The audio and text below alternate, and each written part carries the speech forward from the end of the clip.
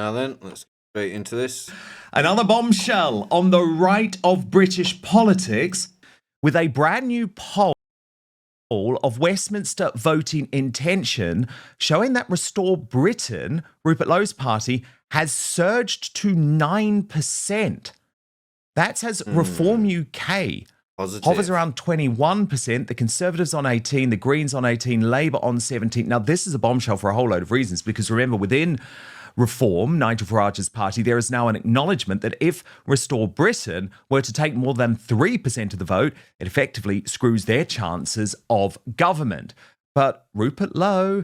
I mean, I'm not entirely convinced about that, but we'll roll forward with that being is not backing down.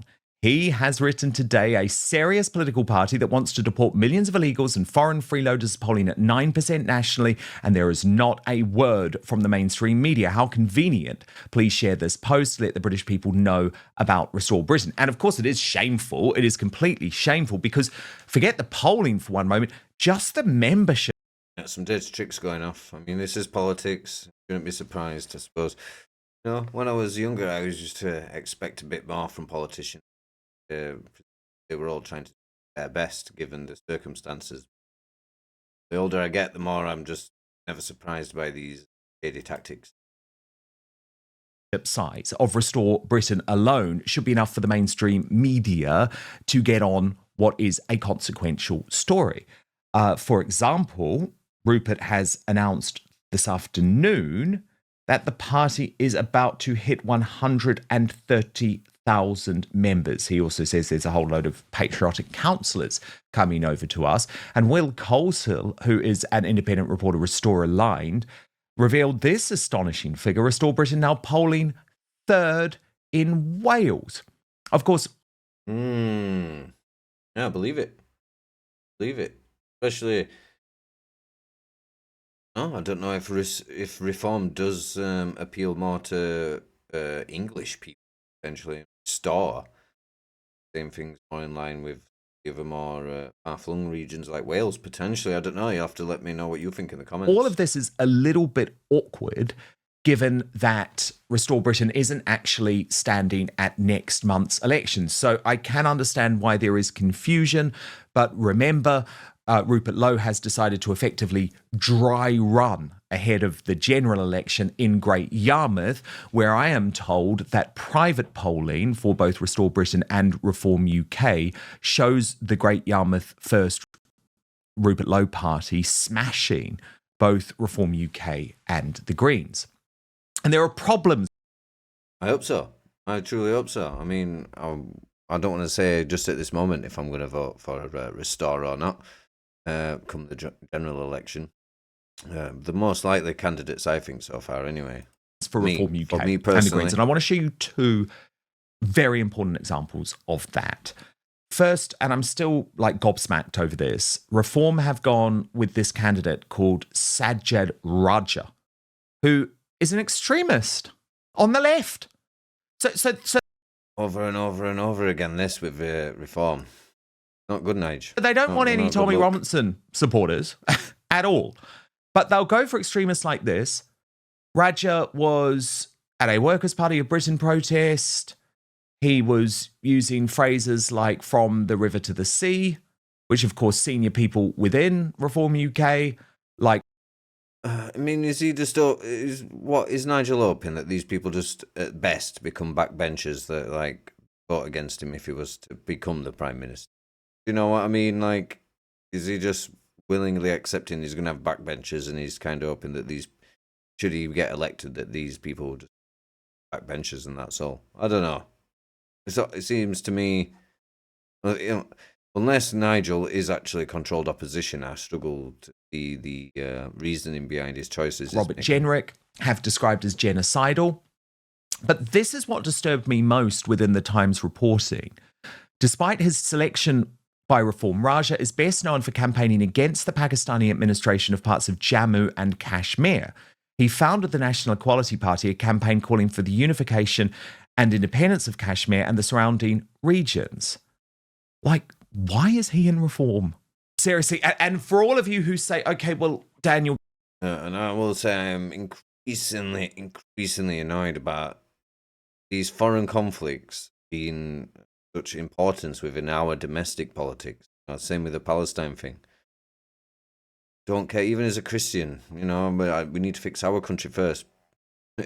We're quibbling about what's happening in other countries.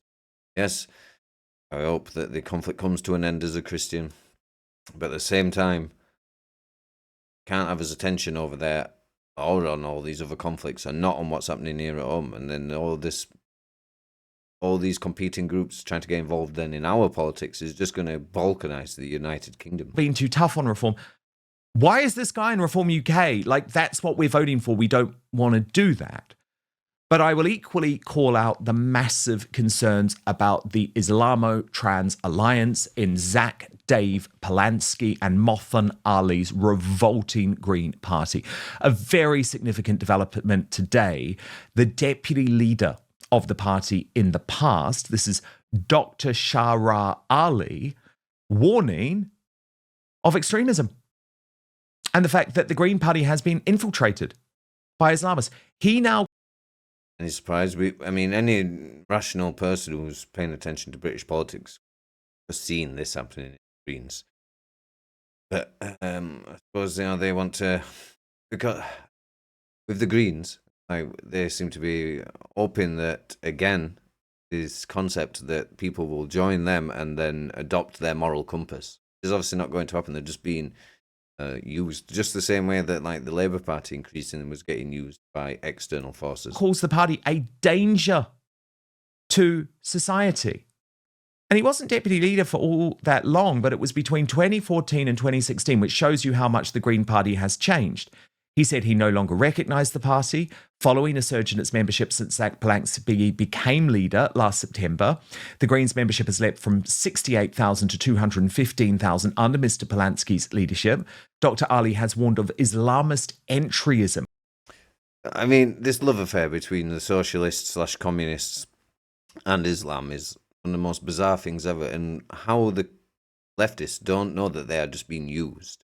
And I think that's something that the right does get correct, and that they spot when Islam could be trying to use them, because obviously there are some overlap in terms of tradition, etc., where Muslims and conservatives agree, but it is not as advantageous for that sort of right-wing demographic, because they're not going to get some of the other more pernicious things reconciled with. Within that surge, the practice of infiltrating an existing political party with the goal of influencing it. He said the party's spring conference, where members were scheduled to vote on whether Zionism should be treated as a form of racism, showed how Islamists were changing the party's political direction. It's incredibly shocking stuff. No, I don't think people should be racist to each other. I think we need to rein in this like it being a crime if somebody says something disparaging to you about your ethnicity. It's not like we whites get it acting in our favour. So speaking from somebody that never gets their race defended, other than if I'm going to particularly do it myself, I think that we should just get rid of all these laws. What's the point of them? They don't get used fairly. Gives certain demographics the inclination that they can say and do whatever they like to certain other races, because they perceivably are the victim merely for having a different ethnic makeup. And the mainstream media are just silent on this. So I want to get to my superstar panel, who all have interesting views on the right of British politics. Sarah White is now an Advance UK college member, but she was formerly within Reform UK. Richard Taylor was formerly part of the Advance UK College. He is now... I will say it's quite interesting in British politics. Everything's getting shuffled around. It does make for a very interesting time, and that's why I kind of want to make content on it as well. British politics has been very boring for the 20 years. It's just been us getting bludgeoned into the floor, I would say. But things are really since Brexit, I suppose, British politics has become actually quite interesting from week to week. There's always something happening. Prior to Brexit, I would say it was very unless you were into politics, it wasn't much as much of a concern for a lot of people. But everybody is sort of had had their attention drawn to it because of the culture war, whether they like it or not. An independent party member, and Ryan Bridge is the leader of the Raise the Colours movement. So, Ryan, what do you make of this Restore Britain surge? I mean, the fact that they are already showing up at 9% on some national polls, I think it's going to be impossible, isn't it, Ryan, for the mainstream media, and I include, by the way, the likes of GB News and Talk TV within that, to keep on ignoring Rupert Lowe? Because this is significant. Yeah, I'd like to think so. I really would like to think so. Obviously, we don't want to split the vote, but like we definitely don't want the Lib Dems. We definitely don't want the you know what we've got now and Conservatives and stuff. So, you know, Rupert's got some great things as well as, you know. Yeah, and I'm going to say I do think Rupert Lowe is the best hope for the country. No, do I like everything he maybe says? No, but the most believable one that I think has the best intentions. Politics is a tricky game. So will he get elected? I don't know. Would he then turn on us and do things that we don't want? I also don't know. Sarah has told me many great stories with Ben and stuff like that. So I'm aligned with all three until the last sort of month or so, when I'm hearing stories about this Savage Raja or, you know, Rivers to the Sea. I mean, it's absolutely, the guy's an extremist. Yeah, because from the river to the sea is calling for genocide. You want to admit it or not, exactly what it means. It's a scary thing because we could be, I hope we're not out the frying pan into the fire, I really do. But the major worry for me is the likes of Zach Polanski. Is his name Zach, by the way? I think No, his real name. Yeah, it's one of these things at all where Tommy Robinson, obviously, that's not his real name, that's a pseudonym. But the left turned a blind eye to Zach Polanski doing the exact same thing, and he's actually the leader of a party. It's Dave, and you don't even want to ask about his mother, okay? Yeah, exactly. So, you know, this Dave or whatever his name is, Zach or whatever. The Tit Whisperer. I just call him the Tit Whisperer because he used to lie and say that you could hypnotise women to have bigger boobs, right? Yeah, that is cringe. We've got to remember cringe that you said when that. we have these crazy people in power. I mean, I don't, you know, I'm not against anybody, but, you know, he has been eating some broken biscuits. Well, I'm against him. We had, who did we have? We had Boris Johnson with the haircut before, didn't we? And when these people get into power, they mess things up. So we've got to keep well away from these.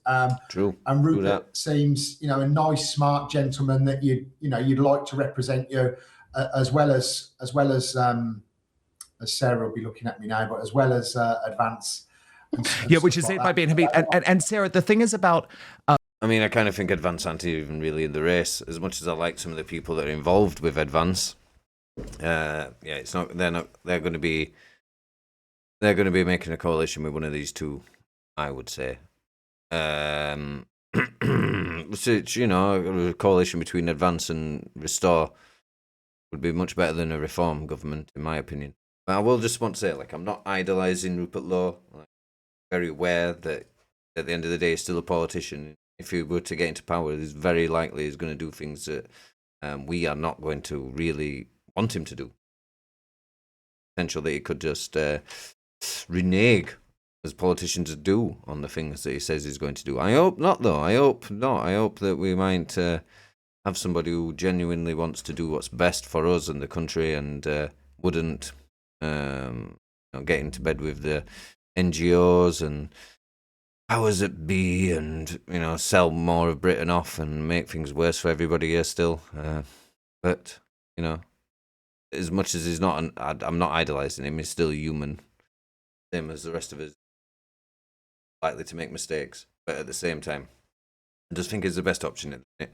So let me know what you think in the comments below, unless you're abusive, and then in which case, why are you even hanging around? Find something better to do. And I'm going to leave it there when I can press the right buttons.